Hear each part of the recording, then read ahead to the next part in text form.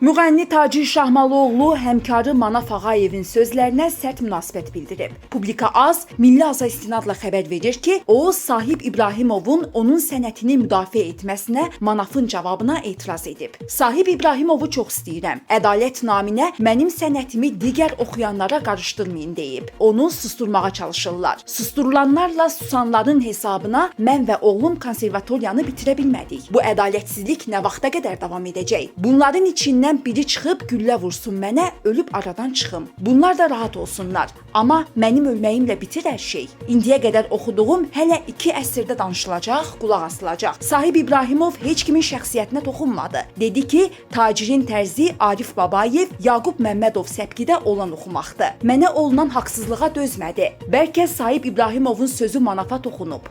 Olmaz ki, onun düz cümləsinə təkan versinlər. Bu meydan, bu şeytan. Kimin ürəyi istəyir, gəlib mənimlə yarım saat oxusun. Elə yerlərə aparıb çıxardacağam ki, deyəcək mən hardayam.